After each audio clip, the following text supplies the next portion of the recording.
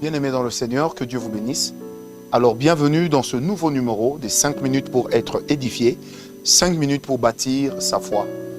Avec notre grande équipe de tournage qui est avec nous présentement ici à Kinshasa et qui est en train de nous faire du bien.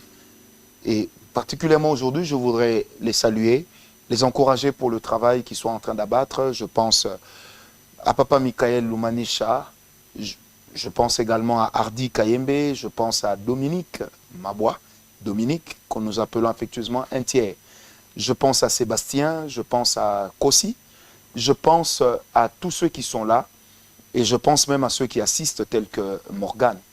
Que Dieu vous bénisse et que la grâce de Dieu puisse être votre partage en ce moment. Alors, à tous, je dis merci. Merci à Djamba, Alvin, pour le merveilleux travail qu'il est également en train d'abattre à nos côtés. Que Dieu vous bénisse et que Dieu vous récompense pour tous ces sacrifices. Paix et grâce.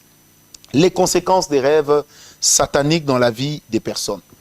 Qu'est-ce que les rêves sataniques peuvent amener? Après avoir parlé de l'envoûtement et des manipulations sataniques, les rêves sataniques vont amener dans votre vie les mauvais choix, les mauvaises décisions, la prise de mauvaises décisions et l'opération des mauvais choix.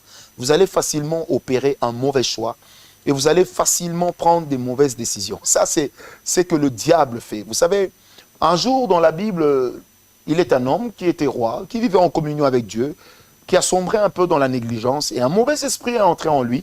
Et ce mauvais esprit l'a poussé à faire quoi? À dénombrer le peuple d'Israël. Cet homme, c'est qui? Cet homme, c'est le roi David. Après le dénombrement du peuple d'Israël, l'Éternel a fait une razzia incroyable parce que ça a attiré la courroux divine. C'était comme une fatwa angélique que le Seigneur avait fait abattre, avait envoyé sur son peuple. C'était comme une grêle spirituelle qui a entraîné la mort des milliers et des milliers de personnes. Est-ce que quelqu'un me comprend? Bien-aimé, une personne qui est envoûtée même dans ses rêves peut être amenée à prendre des mauvaises décisions.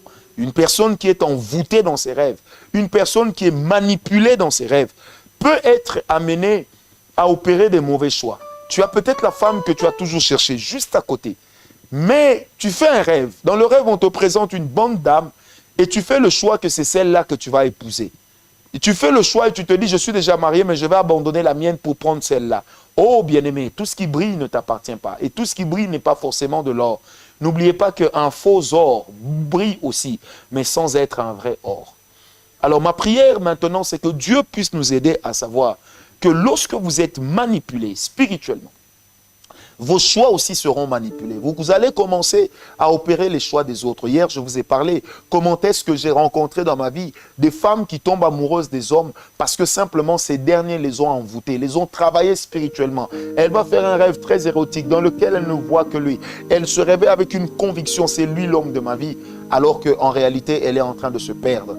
Or, les rêves divins vont vous amener à crier « Eureka, j'ai trouvé ». Est-ce que quelqu'un me comprend? Bien-aimé, il va sans dire que si nous ne luttons pas contre les rêves sataniques, eux, vont continuer à nuire à notre existence. Bien-aimé, je me rappelle qu'un jeune homme m'avait raconté à l'époque où il était fiancé. Il dit, j'ai fait un rêve qu'un mur s'est érigé entre ma fiancée et moi. Alors, qu'est-ce qu'il a dit? Il dit, quand j'ai fait ce rêve, j'ai compris que ce n'était pas la femme de ma vie.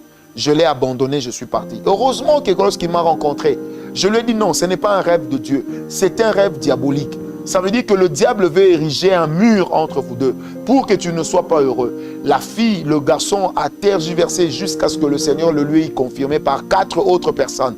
C'est alors qu'elle comprendra qu'effectivement, ce rêve-là n'était pas de Dieu et que ce rêve-là était tout simplement satanique. Ce rêve-là ne venait pas de notre Dieu. Bien-aimé, attention, lorsque vous faites des mauvais rêves, vous qui aimez dire, Seigneur, si tu me donnes le rêve sur une fille, alors sais que cette fille-là, tu me la donnes. Mais tu vas peut-être rêver de ma fille, Vanessa Nzeba, pendant que c'est une fille qui est mariée à Lumanisha Michael. Et tu vas te dire, comme j'ai rêvé d'elle, c'est ma femme. Comment Dieu peut te donner une femme qui est mariée? Comment Dieu peut te donner la femme de quelqu'un? Aujourd'hui, vous avez cet esprit de fausse prophétie qui est entré dans l'église, dans lequel on est en train d'attribuer aux hommes les femmes d'autrui, d'attribuer aux femmes les maris d'autrui. Bien aimé, Dieu n'est pas un Dieu de désordre. Et vous allez opérer un mauvais choix, vous allez laisser passer l'homme de votre vie, la femme de votre vie. Pourquoi? Parce que simplement, vous vous êtes retrouvé emberlificoté dans une histoire rocambolesque qui va vous amener dans un train qui vous amènera certainement vers un trou noir, bien-aimé. Faites très attention. Je prie que tous tes choix soient dirigés par le Saint-Esprit. Que tous tes choix soient motivés par l'essentiel. Que toutes tes décisions soient prises en connaissance des causes. Que les décisions ne soient pas prises à la légère et que tes décisions ne soient pas arrêtées dans des loges sataniques pour qu'on vienne te les imposer. Que la grâce de Dieu le Père, la communion du Saint-Esprit te sorte de là maintenant au nom de Jésus-Christ. Si tu es d'accord avec moi, donne-moi un amen. Très bien. Que le Seigneur te garde. Oh, je me rappelle, permettez-moi, je ne peux pas m'arrêter ici. J'ai rencontré une famille qui m'a relaté l'histoire d'un de leurs oncles. Il a fait un rêve. Dans le rêve, on lui a dit, il faut que tu démissionnes parce que dans ce bureau-là, on ne t'aime pas.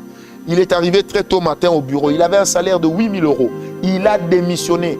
Et il a démissionné lui-même en exigeant ne même pas prester un préavis. Donc, ce qui fait que son décompte a été complètement annulé. Faute grave en plus, il a insulté le DG le même jour. Mais quand il arrive à la maison et que la mouise le saisit, et que quelque temps après, il se retrouve dans la mouise complètement fauché, c'est là qu'il va se souvenir que la décision que j'avais prise, je l'avais prise sur base d'un rêve que j'avais eu. Et ce rêve l'a amené à prendre une mauvaise décision.